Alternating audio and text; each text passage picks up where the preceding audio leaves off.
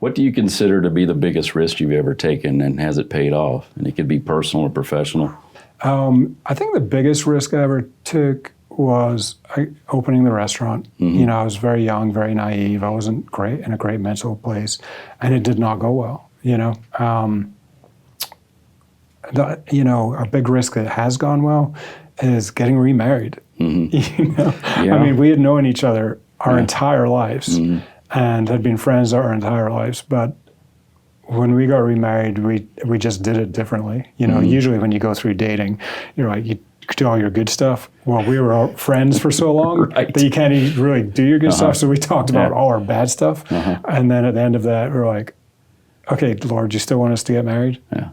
And we had gone through all the bad stuff. So I'm like, if I've forgotten anything, it's not not on purpose. But yeah, it was a big risk. And it's, my wife, my bride, is my best friend. Mm-hmm. She's my confidant. That's and great. she, goes through the oceans with me. So she's usually on the kayak or on the boat, one of the two. So. Yeah, she's in some of the pictures coming up. Yeah. So you say blended family. How many children are we talking now?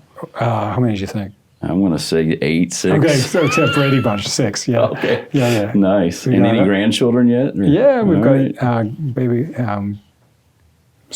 she just turned 7 months, Eden. Yeah. Okay. So we've actually got bookend boys. So we've got a 25-year-old boy and a 15-year-old boy. Gotcha. The 25-year-old's married Okay. to Brianna, a wonderful daughter-in-law. I actually had the honor and privilege to marry them 3 years ago. Oh, that's great. So that was a very cool experience. And then we got 4 girls in the middle, 2 of which are 16, Okay. and very different personalities. But then Eden's 7 months old, and it's a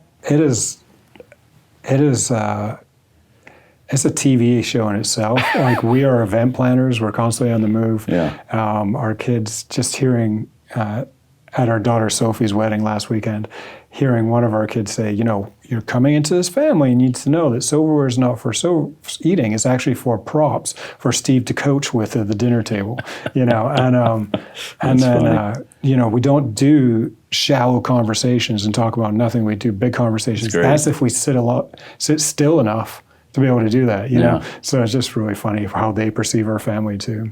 That's amazing. And I remember when you decided to come up here, I was like, well, you can bring your wife with you, whatever. And you said, tell me what you said. She's like, oh, great. That means I can get more done without you being here for a couple of days.